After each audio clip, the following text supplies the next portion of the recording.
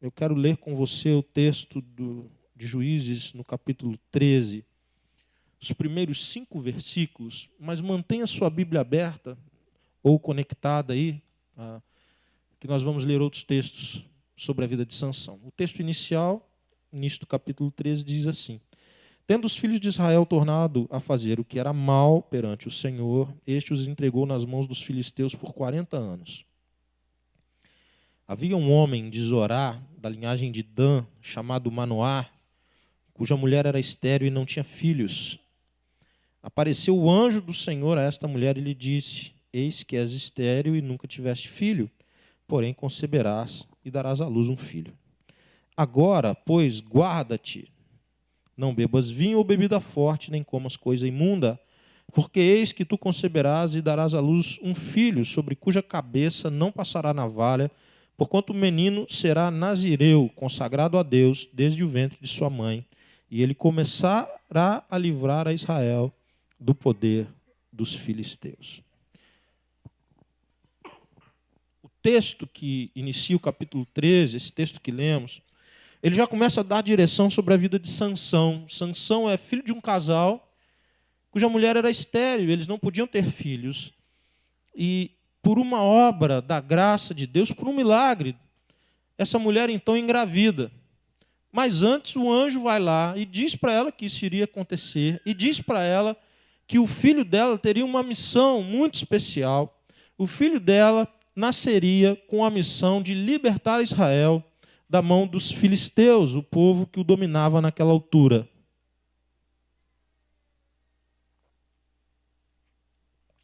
Como símbolo da escolha desse menino para o cumprimento dessa missão, ele seria um nazireu. E eu tenho extrema dificuldade de falar essa palavra. Os irmãos não sabem quantas vezes eu treinei mentalmente para acertar essa palavra. Porque me dá uma vontade enorme de falar narizeu, por causa de nariz. Eu não sei se você tem esse problema com essa palavra, mas eu tenho. Para eu soltar um narizeu aqui, não custa. Então você já fique sabendo, se ouvir um narizeu, você fala, pastor, bem que ele falou que tem essa fraqueza. É nazireu. Que era o quê?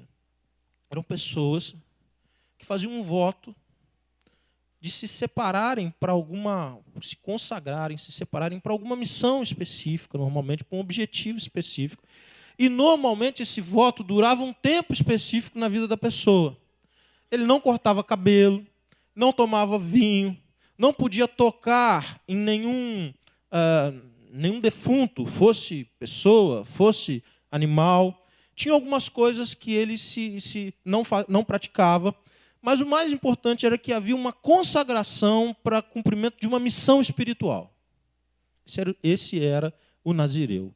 No caso de Sansão é um pouco diferente, porque não fora ele que escolhera isso. O próprio Deus o escolhera e confiara a ele essa missão e avisar aos pais: ora, teu filho está sendo dado e ele vai ser instrumento de libertação de Israel.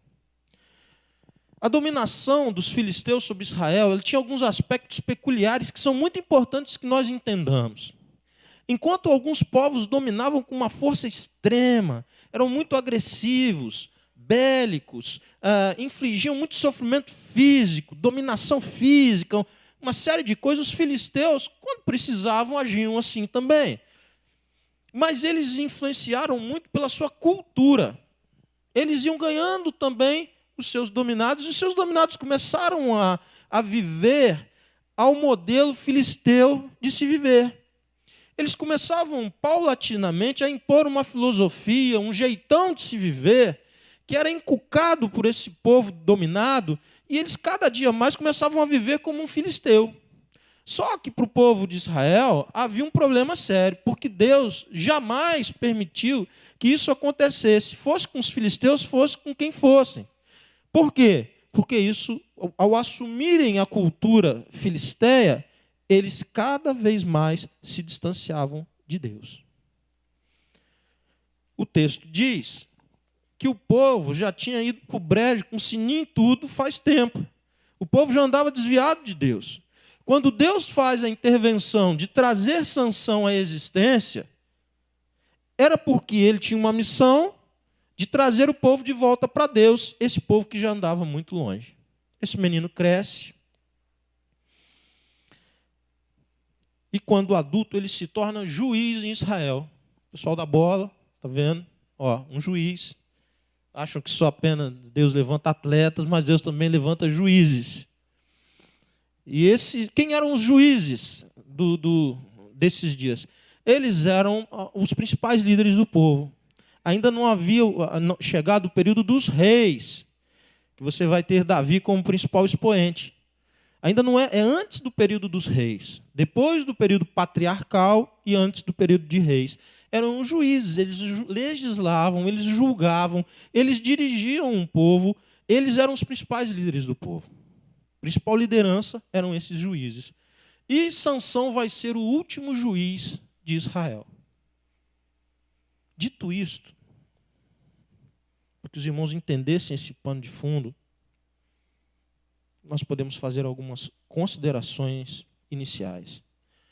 Primeiro, nós nos assemelhamos a Sansão, porque quando nós nascemos espiritualmente, também nos é dada uma missão. Todos nós, ao nascermos espiritualmente, temos uma missão, inclusive, e aí é diferente da de Sansão, porque ela é a mesma para todos. No projeto de Deus, de trazer o Carlos, de trazer o Dário, de trazer a Maria à existência física, eu acredito que Deus tem projetos muito diferentes. Mas quando nós nascemos espiritualmente, há uma missão que é dada a todos e que vai se casar com aquela anterior que foi dada no nosso nascimento. Qual que é a missão que nos é dada quando nos tornamos discípulos de Jesus? Fazer discípulos. Muito obrigado, irmão Dário, bem participativo nessa noite. Fazer discípulos. Essa missão é do Carlos, essa missão é da Maria, essa missão é do Dário, é da Lília, é do Danilo, é do Amarildo, é de todos aqueles que se tornam discípulos. Quando nós nascemos espiritualmente, o Senhor diz, eu te separei. Eu estou te separando para uma missão. A partir de agora, começa um processo na tua vida de cumprimento de uma missão também. E eu vou estar com você todos os dias. E eu vou te conduzir o tempo todo para que você possa, na minha força, cumprir essa missão.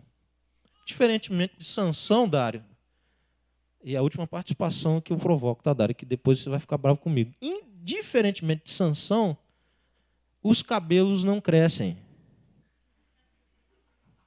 Essa é uma diferença física. Enquanto Sansão, o símbolo externo do seu chamado era o crescimento das madeixas. Eu tô vendo um argentino aqui, não sei porquê, gente, aquela coisa do cabelo comprido assim. Ele foi crescendo e o cabelo não podia ser cortado. Imagina o cabelão que essa criatura não ficou. Ficou mesmo cabeludo. E ele cresce, ele se torna um líder, e ele é muito forte, e a sua força ela é absurda, ela é acima da média, e ele fez peripécias com a sua força física. Ele se torna um líder, ele se torna um juiz, e ele se torna uma referência, e aparentemente vai se cumprir na vida de Sansão por completo o seu chamado. E na sua? Está com aparência de que você vai cumprir o seu chamado? Está com jeito? Quem olhasse o crescimento de Sansão e o seu desenvolvimento, até que ele chega a ser juiz, em Israel vai dizer, ele vai com tudo. Que começo fascinante, que início glorioso. Realmente, ele vai cumprir de forma plena, completa, absoluta o seu chamado. Eu fico imaginando as alegrias que ele não dera a seus pais. Quando a gente lê aqui os capítulos 13, 14, 15 de Juízes, a história de Sansão vai acontecendo e ela é fortíssima. Em vários momentos ele tem feitos, ele tem realizações de força que parece assim, super-herói. Super-herói. Mas tudo isso tinha a ver com o propósito para o qual ele existia. E as suas longas madeixas eram o símbolo externo daquilo que Deus fazia na vida dele. Como é que foi o seu começo? Quando você nasce espiritualmente, você é separado para cumprir a missão. As pessoas olhavam para você e falavam, rapaz, é outra pessoa, rapaz, é fora do padrão, rapaz, ele está cumprindo a missão. Porque o começo de Sansão foi exatamente assim. E aí depois começam a haver dificuldades. Ele entra num casamento, esse casamento não vai adiante, o casamento é desfeito nas bodas. Depois ele vai se encantar com uma mulher. Qual o seu nome? Vocês viram aquele seriado da televisão, né? De grande audiência, né? Eu estou vendo que vocês ainda se lembram mesmo, né? Dalila. E quando ele vê Dalila, ele fica doido, irmãos. Ele perdeu o juízo. Porque se tinha o restinho que tinha, perdeu ali. Ele perdeu o juízo. Quando ele conhece Dalila, quando ele vê Dalila, ele fica doido. Ela devia ser uma mulher maravilhosa, porque ele enlouquece. E ele fala, eu quero essa mulher. E naquela cultura, na cultura dos dias dele, era a família que fazia a negociação do casamento. Então o pai dele tinha que ir lá falar com o pai da moça. Tinha que ter aquela relação, era uma união de famílias mesmo. Não era a partir da escolha dele. E ele fala, olha, eu quero Dalila. Aí os pais tentam alertar, mas olha, ela não é do povo de Deus, olha o que tu está fazendo. E a expressão que ele usa é, os meus olhos se agradaram de Dalila.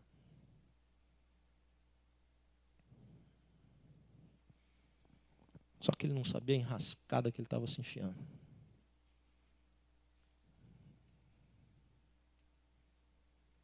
Não era por causa de Dalila, não. Se fosse por causa de Dalila, estava fácil de resolver. A enrascada que ele estava se enfiando é porque ele começou a fazer escolhas em sua vida que impediam o cumprimento da missão. Ele começou a tomar posições que contrariavam a missão para o qual ele existia. Contrariavam os propósitos de Deus para a sua vida. O afastavam cada dia mais do Senhor e da vontade do Senhor. Dalila era a materialização, talvez a maior, dessas escolhas. Mas o que de fato estava acontecendo com Sansão era a perda gradativa e contínua do desejo de cumprir a vontade de Deus. Então, Dalila, é fácil colocar a culpa em Dalila, irmãos. Mas, na verdade, Dalila fez parte de uma escolha de Sansão. Dalila faz parte de uma postura de Sansão de querer morder a isca. Tem gente que gosta, né? Vive se colocando em situações que tem muita isca perto. Vive nadando em lugares que tem um monte de anzol. Rede, tarrafa, tudo. E vai para lá. Tem um mar muito livre para se nadar, mas ele não gosta, ele não quer, ele rejeita. Ele vai tomando decisões que o afastam desse ambiente de liberdade para um ambiente que vai escravizá-lo. E é isso exatamente que Sansão faz, e é isso que muitas pessoas fazem, e por isso não conseguem cumprir a missão de suas vidas. Não conseguem cumprir a missão de marido, não conseguem cumprir a missão de pai, não conseguem cumprir a missão de esposa, não conseguem cumprir a missão de cristão. Por quê? Porque se desviam por escolhas ao longo da vida e por um processo contínuo de más escolhas.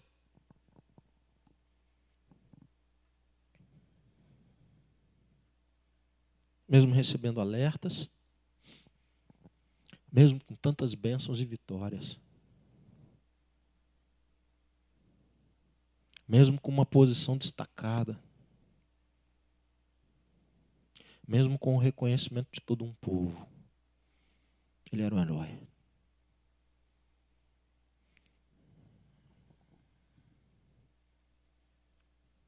Hoje eu vi uma reportagem de uma atleta medalhista olímpica, a primeira medalhista olímpica do Kosovo. E me chamou a atenção a história. Eu não me lembro o nome dela. Pela forma como ela está sendo recebida no seu país. Ela é uma heroína do seu país. É muito interessante ver o tratamento que a torcida brasileira, em especial a torcida do Rio de Janeiro, deu a Michael Phelps. Parecia que ele era um brasileiro. Excetuando-se a prova em que ele competiu contra o Thiago, meu conterrâneo companheiro, a torcida do Rio de Janeiro empurrava Michael Phelps. Ele é um herói que transcendeu o seu país. Transcendeu, ultrapassou os seus feitos marcantes. E até mesmo o modo como ele deu a volta por cima em um revés grande de sua vida. O elevou, e as conquistas que vieram depois disso, o elevam a um patamar possivelmente jamais visto num atleta olímpico. Transcendeu.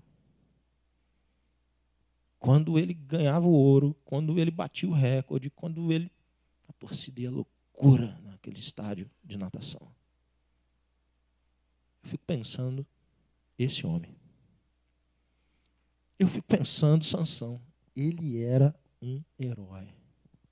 Ou seja, as pessoas podem fazer mais escolhas, mesmo quando suas carreiras, quando suas vidas são aparentemente vitoriosas. Quando elas têm o reconhecimento de todo um povo. Quando elas têm recursos. Quando elas têm saúde. Quando elas têm juventude. Não é isso que faz, mas é a relação que você tem com Deus. Quando a relação com Deus é pobre, quando a relação com Deus enfraquece, quando a palavra de Deus, o chamado de Deus vai ficando cada vez mais distante das suas escolhas, quando nós escolhemos sem considerar a vontade de Deus, nós nos tornamos como esse homem, sujeito a muitos riscos. Nós pagamos o preço e ele pagou também. Dalila, incentivada pelo seu povo, eles oferecem dinheiro, prata para ela, para que ela descobrisse qual é o segredo da força daquele homem. E ela tenta uma vez, ela tenta 2 vezes, ela tenta 3 vezes, e ele vai brincando com ela. Primeira vez ele diz, a força é isso. Ela conta para os caras vão lá e dão um bote nele. Depois você lê o texto, nada acontece, ele sobrepuja todos. Segunda vez, a mesma coisa. A terceira vez, a mesma coisa. Até que ela fala, tu tá brincando comigo, né? Agora, como que pode um homem que por 3 vezes... Como que pode um homem que por 3 vezes vê que a mulher dele é usada para aniquilá-lo, conta o segredo? Tem explicação?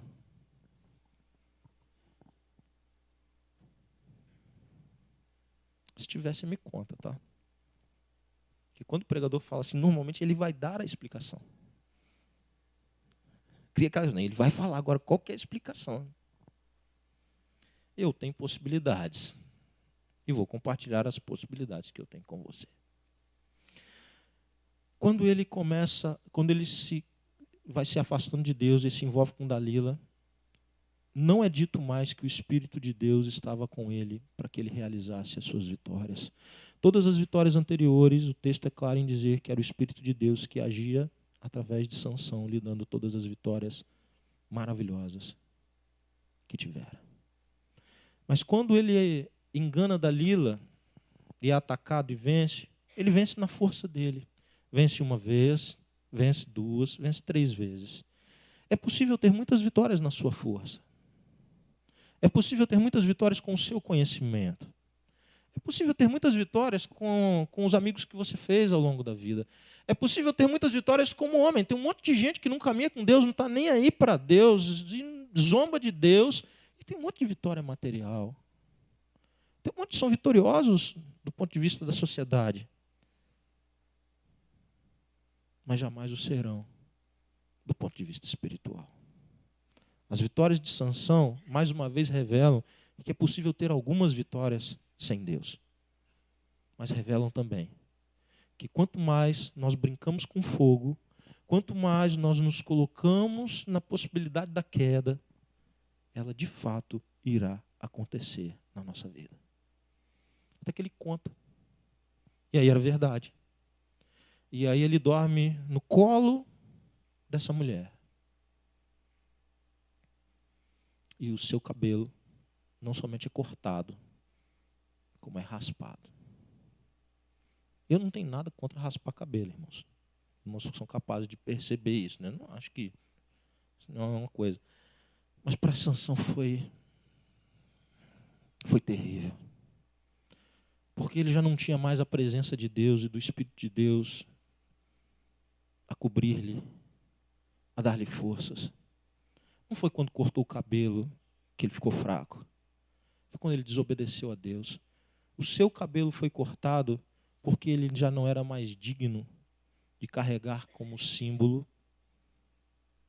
a presença de Deus em sua vida. É diferente. O cabelo foi cortado porque ele já não era mais digno de ser contado entre aqueles que cumpriam o chamado de Deus. Ele já não era mais contado como servo de Deus. Ele já não era mais contado como alguém que Deus usava. E aí eu tenho que fazer aquela piadinha infame. Como que está a tua cabeleira? Como que está? Está cabeludão, bem tratado, gastando aquele dinheiro no salão. Aquele cabelo forte, sadio, cheiroso, brilhoso, como um símbolo da presença de Deus na sua vida. Como um símbolo interno da força, da saúde, do brilho, do poder de Deus que atua na sua vida. Ou talvez você já tenha perdido tudo isso no coração e está prestes a perder naquilo que a sociedade pode ver. Talvez você ainda esteja cabeludo. Sansão ainda ficou cabeludo por um tempo, mas depois a sua ruína foi grande. Eles lhe furam os olhos, ele fica cego, eles lhe arrancam os olhos, ficou só o buraco. E ele vive agora a empurrar um moinho. Agora ele produzia para esse povo, e agora ele era espetáculo para todos os filisteus. Até que há uma festa muito grande. Todas as autoridades dos filisteus estariam presentes nessa festa. E aquele que um dia fora chamado por Deus para ser libertador, ele estava escravo. Mas é o processo natural mesmo, de um afastamento de Deus. Primeiro nós ficamos fracos. Nós perdemos o propósito. Depois nós caímos de fato. E nós ficamos cegos, completamente cegos. Sendo dominados pelo inimigo e fazendo a vontade dele. Cativos. Aquele que seria o libertador se tornou o maior cativo. E nessa festa, que reunia todas as autoridades muita gente, uma festa enorme, casa cheia, ginásio lotado, templo, na verdade, lotado. Eles levam Sansão, e Sansão era o espetáculo ali. Cego, cativo, sem nenhuma perspectiva de salvar-se a si mesmo, agora ele era ridicularizado. Mas isso não é o problema. O problema é que quem era ridicularizado era o Deus de Sansão. É interessante que o Deus dos filisteus era muito relacionado com grãos, por causa do cultivo da terra, da cultura da terra daqueles dias. Então, eles plantavam e o Deus era o Deus dos grãos, e ele é colocado exatamente para empurrar o moinho. Tudo relacionado sobre a divindade do povo filisteu, e é como se dissesse, olha, o teu Deus não vale nada, o teu Deus não tem força alguma, Olha o que nós fazemos com aquele que o teu Deus escolhe. Nós seduzimos, nós enganamos, nós mutilamos, nós escravizamos. Porque o teu Deus é um fraco. O problema não era mais com Sansão. E no meio daquele espetáculo religioso, e no meio daquele espetáculo de afronta e zombaria contra Deus, lá no capítulo 16, a partir do verso 23, o texto diz assim: Então os príncipes dos filisteus se ajuntaram para oferecer grande sacrifício a seu deus Dagom, e para se alegrarem, e diziam, olha, o encontro era por conta da divindade. Era um culto. Nosso Deus nos entregou nas mãos. Quem que entregou nas mãos? Nosso Deus, Dagom. Dagom é que é forte. Dagom é que é poderoso. Dagom é dominante. O nosso inimigo, vendo o povo, louvavam ao seu Deus.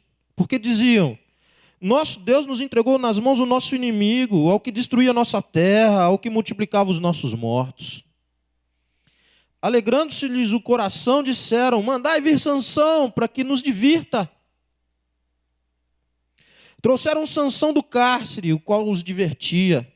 Quando o fizeram estar de pé, e entre as colunas, disse Sansão ao moço que o tinha pela mão, deixa-me para que apalpe as colunas em que se sustém a casa, para que me encoste a elas.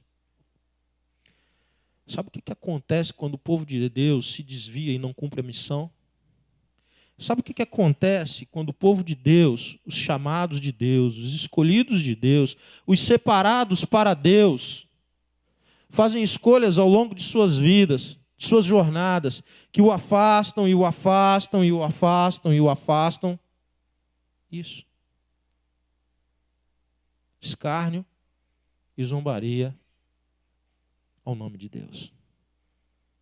Põe o nome de Deus na lama. Pega o nome de Deus e põe na lama.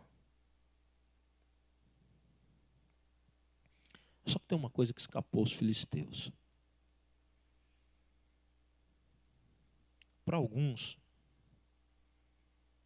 o cabelo cresce de novo.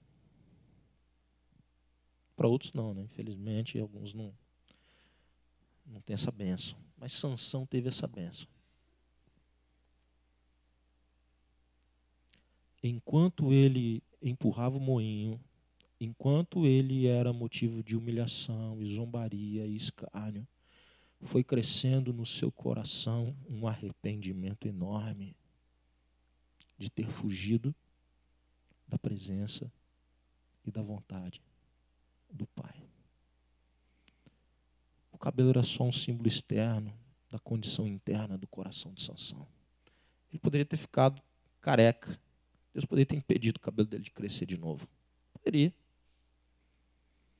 Eu tenho um primo que quando ele levou o trote na faculdade, ele era cabeludo que é uma benção. Ele tem que mostrar até a foto para ninguém acredita.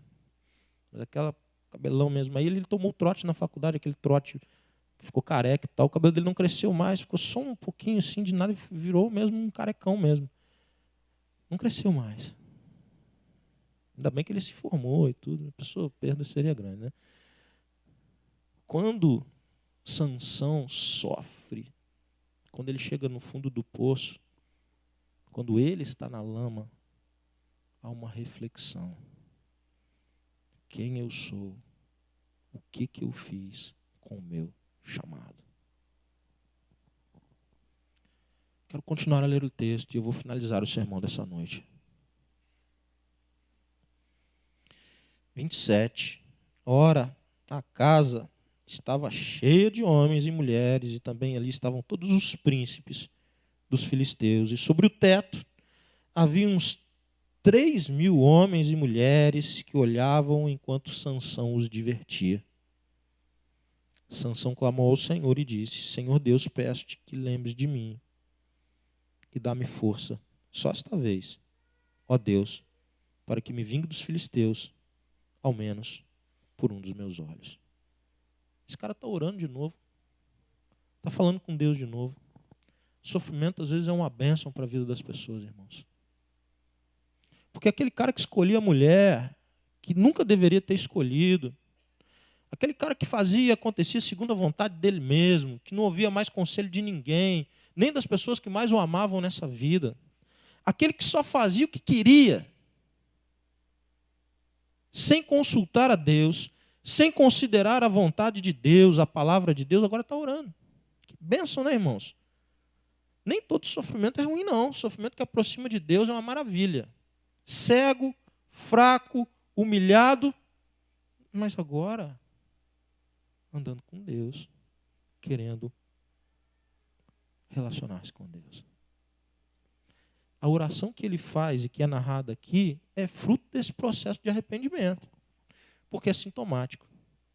Quem anda sem curvar-se diante de Deus não quer orar. Porque tu vai orar dando carteirada em Deus, pagando para Deus, dando duro em Deus, falando, ó Deus, aqui sou eu que mando. Você acha que alguém faz essa oração? Ó Deus, sou eu que mando aqui, filho. Pensando o quê? Eu sou Sansão, cara. Aí a gente não ora, porque nós não somos capazes de fazer essa oração. A gente simplesmente não ora, larga Deus de lado. Mas o sofrimento e a humilhação e a derrota quebrantaram o coração de Sansão. A pergunta que fica para mim e para você é se nós queremos correr o risco. Que o nosso quebrantamento seja fruto de perdas e humilhações. Se o nosso quebrantamento, se o nosso quebrantar de coração e voltar-se para Deus, seja fruto de uma miséria tão grande quanto essa, que Sansão foi capaz de submeter-se a si mesmo. Vamos ver como Deus responde a esse pedido de Sansão. Abraçou-se, pois, Sansão com as duas colunas do meio, em que se sustinha a casa, e fez força sobre elas, com a mão direita em uma, com a esquerda na outra, e disse, morra eu com os filisteus. Aquele cara que se julgava invencível, aquele cara que era alguém que era o símbolo de uma vida sem Deus, agora diz, morra eu. Percebem a diferença? Estou com Dalila. Pô, tô curtindo a vida, meu. Bom demais estar com Dalila aí. Dalila é show de bola, todo mundo queria. É minha, ó. Eu que estou pegando. O cara que não estava nem aí para as coisas espirituais, agora é capaz de dizer, Deus, se é para a tua honra, e se é para a tua glória, se é para trazer bênção para o teu povo, se é para cumprir, pelo menos em parte, aquilo que talvez eu não consiga cumprir de forma completa, mas pelo menos em parte, o motivo da minha existência, que eu morra. Seria capaz de fazer essa oração hoje?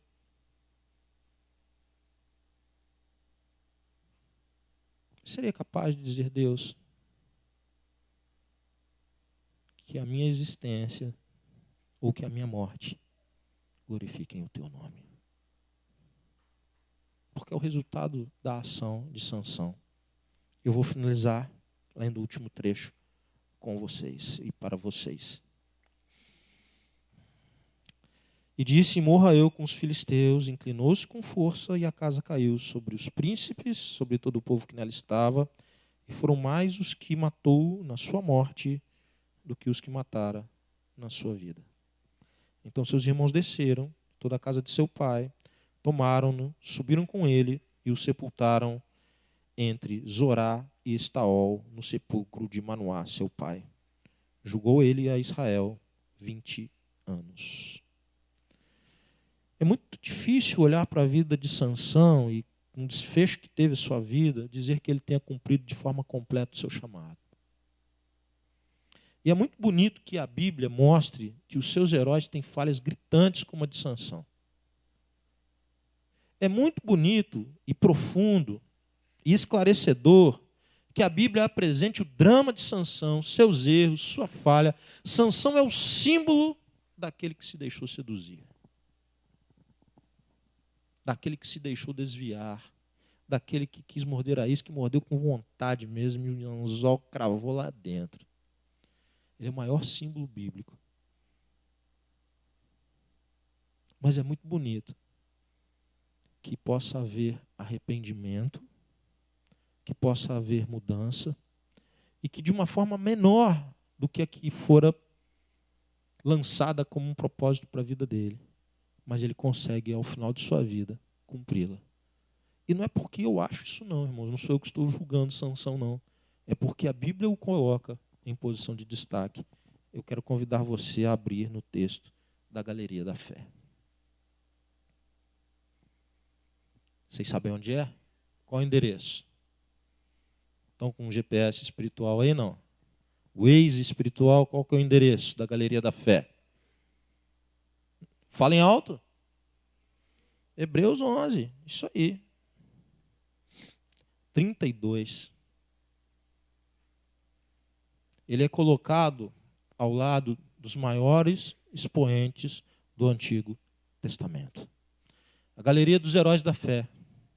Daquelas pessoas que, de alguma forma, com suas vidas, apontaram para Deus. De alguma forma, com seus erros e falhas e fracassos e lutas, mas encontrou-se no coração deles arrependimento e um desejo sincero de mudarem as suas histórias. Capítulo 11, versículo.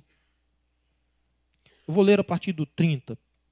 Pela fé, ruíram as muralhas de Jericó depois de rodeadas por 7 dias. Pela fé, Raabe, a meretriz, não foi destruída com os desobedientes, porque acolheu com paz aos espias. Que mais direi ainda? Certamente me faltará tempo necessário para referir o que há a respeito de Gideão, de Baraque, de Sansão, de Jefté, de Davi, de Samuel e dos profetas, os quais, por meio da fé, subjugaram reinos, praticaram a justiça, obtiveram promessas, fecharam a boca de leões, extinguiram a violência do fogo, escaparam ao fio da espada. Da fraqueza, grave isso, tiraram força. Fizeram-se poderosos em guerra, puseram em fuga exército de estrangeiros. O texto continua, mas eu quero encerrar aqui. Eu, nos meus pecados, talvez não julgasse Sansão digno de ser colocado com os demais. Talvez se o Carlos fosse o julgador, Sansão não estaria nessa lista. E isso mostra o quão distante eu ainda estou da vontade de Deus. Quanto longe eu estou de me parecer com Jesus. Mas para Deus, o arrependimento de Sansão e a forma como ele se materializa é suficiente. Quero convidar você a baixar a sua cabeça e fechar os teus olhos. O desafio é óbvio. O confronto com a palavra de Deus nessa noite é óbvio. Nenhum de nós quer ter o fim que Sansão teve.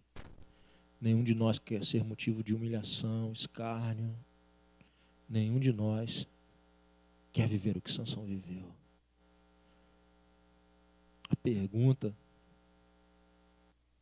para mim e para você é se o nosso comportamento, as nossas atitudes, as nossas escolhas fazem cumprir o chamado de Deus para as nossas vidas.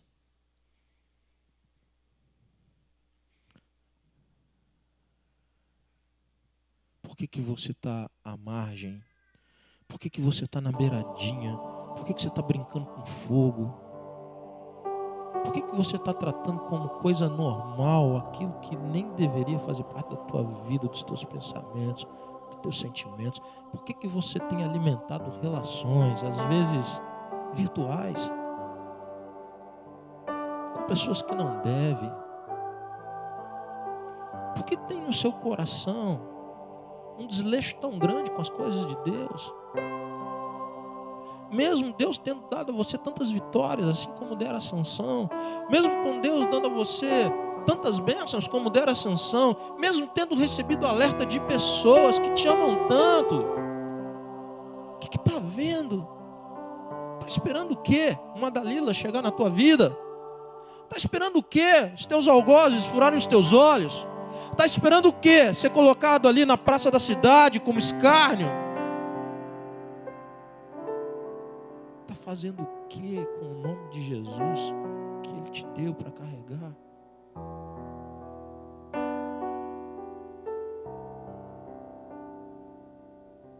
Morra agora.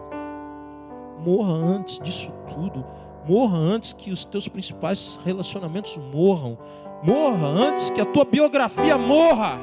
Morra antes que alguém possa dizer: olha, esse não tem mais jeito. Morre agora, morre hoje. Entrega a tua vida. Materializa o teu arrependimento com uma entrega sincera de coração.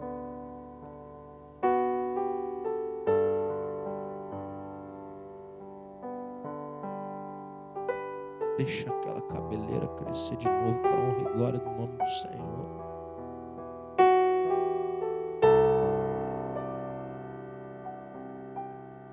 Volta para o caminho que é teu, para um chamado que é teu, para um propósito que Deus tem para a tua vida.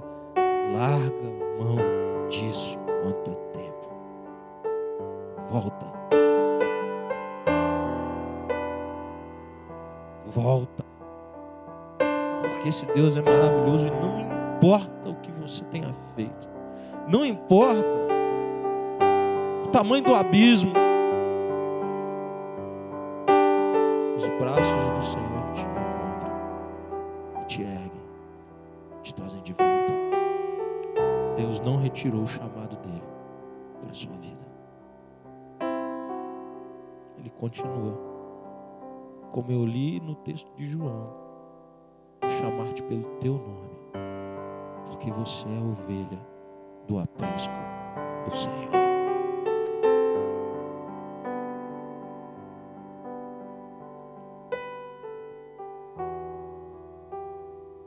Deus, hoje eu não quero chamar ninguém aqui não, Deus.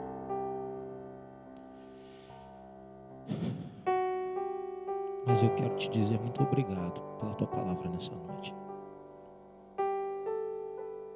Mas eu quero te dizer, Deus, muito obrigado por esse baita alerta que a tua palavra deixa para nós, que é a vida de Sansão. Muito obrigado porque nessa noite a gente pode parar a nossa vida e ver o que nós estamos fazendo com o chamado e com o nome do Senhor que carregamos, Deus. Deus, existem muitos corações aqui nessa noite que receberam essa palavra como vinda de Ti para as suas vidas. Muitas pessoas aqui nessa noite, Deus, arrependidas, quebrantadas.